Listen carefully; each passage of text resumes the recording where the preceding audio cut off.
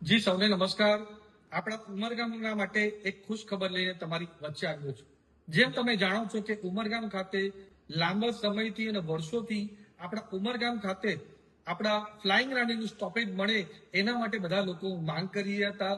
અને હું સાંસદ બનવા પછી લોકસભામાં પ્રશ્નો ઉઠાવીને સાથે સાથે આપણા દેશના રેલવે મંત્રી અશ્વિની વૈષ્ણવજીને મળીને અને લેખિતમાં આની અનેકવાર રજૂઆત કરી અને આપણા દેશના રેલવે મંત્રી અશ્વિની વૈષ્ણવજીએ પોઝિટિવલી આ વાત લઈને આપણા ઉમરગામ ખાતે ફ્લાઇંગ રાણી ટ્રેનનું સ્ટોપેજ મંજૂર કર્યું। અને એના પછી તરત જ મેં રેલવે મંત્રાલય સાથે સતત સંકલન કરીને જલ્દીથી જલ્દી આપણા ઉમરગામ ખાતે ફ્લાઇંગ રાણીનું સ્ટોપેજ સ્ટાર્ટ થઈ જાય એના માટે પ્રયાસ કરી રહ્યા હતા। અને તમને જાણીને ખુશી થશે કે 13મી જૂન સાંજે 7:58 પહેલી ફ્લાઇંગ રાણીનું સ્ટોપેજ આપણા ઉમરગામ ખાતે થવાનું છે।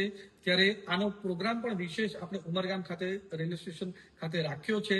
6:30 વાગ્યાથી આ પ્રોગ્રામ રહેવાનો છે, જેની અંદર આપણા વલસાડ જિલ્લાના અગ્રણી અને આપણા ગુજરાત રાજ્યના નાણામંત્રી એવા કનુભાઈ દેસાઈ, આપણા વલસાડ જિલ્લાના પ્રભારી મંત્રી નરેશભાઈ પટેલ, સાથે જ ઉમરગામના લોકલાડીલા ધારાસભ્ય અને પૂર્વ મંત્રી એવા રમણભાઈ પાટકર સાહેબ, સાથે આપણા વલસાડ જિલ્લા ભારતીય જનતા પાર્ટીના પ્રભારી એવા વિનયભાઈ શુક્લા અને ભારતીય જનતા પાર્ટીના વલસાડ જિલ્લાના પ્રમુખ હેમંતભાઈ કંસારા, આપણા ઉમરગામના સ્થાનિક અગ્રણીઓ, આપણા સ્થાનિક કાર્યકર્તાઓ અને ઉમરગામના લોકો મોટી સંખ્યામાં આ પ્રોગ્રામમાં ઉપસ્થિત રહેવાના છે।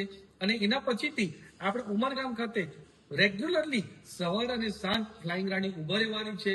ત્યારે આ પ્રોગ્રામમાં તમે મોટી માત્રામાં ત્યાં ઉપસ્થિત રહીને આ ઐતિહાસિક ઘટનાને આપણે બધા સાથે મળીને નિહાળીએ। કારણ કે આ ટ્રેન સ્ટોપેજથી આપણા ઉમરગામમાં જેટલા લોકો સ્થાનિક રહે છે એને પણ ફાયદો થવાનો છે, સાથે સાથે ઉમરગામમાં જે અપડાઉન કરતા લોકો છે એમને પણ ફાયદો થવાનો છે અને આપણા ઉમરગામનો સારો વિકાસ થાય એના માટે આ સ્ટોપેજ બહુ મોટી કામ કરવાની છે।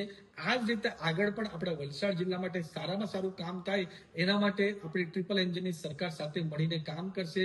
અને આ રેલવે સ્ટોપેજ મંજૂર કર્યું એના માટે પાછું આપણા દેશના પ્રધાનમંત્રી નરેન્દ્ર મોદી સાહેબ, દેશના ગૃહમંત્રી અમિત શાહ સાહેબ અને સાથે સાથે દેશના રેલવે મંત્રી અશ્વિની વૈષ્ણવજીને ખૂબ ખૂબ દિલથી હું ધન્યવાદ કહેવા માંગુ છું। અને સાથે સાથે ખાસ કરીને આપણા ગુજરાત રાજ્યના મુખ્યમંત્રી એવા ભૂપેન્દ્ર પટેલ સાહેબ, ઉપમુખ્યમંત્રી હર્ષભાઈ સંઘવી અને ખાસ કરીને આપણા ગુજરાત રાજ્ય ભારતીય જનતા પાર્ટીના પ્રમુખ એવા જગદીશભાઈ વિશ્વકર્માજીને પણ દિલથી ખૂબ ખૂબ ધન્યવાદ આપવા માંગુ છું કે હર હંમેશ અમને પૂરી ટીમને વલસાડ ભાજપને સપોર્ટ કરીને આ જે મુશ્કેલ કામ આપણું એકદમ આસાન થયું છે એમાં જે રીતનો સપોર્ટ અમને રાજ્ય અને કેન્દ્ર સરકારમાંથી મળી રહ્યો છે, રાજ્ય અને કેન્દ્ર ભાજપમાંથી મળી રહ્યું છે, એના કારણે આ બધા કામ આપણા પોસિબલ થાય છે। તો બધાને ખૂબ ખૂબ પાછો દિલથી ધન્યવાદ કહેવા માંગુ છું।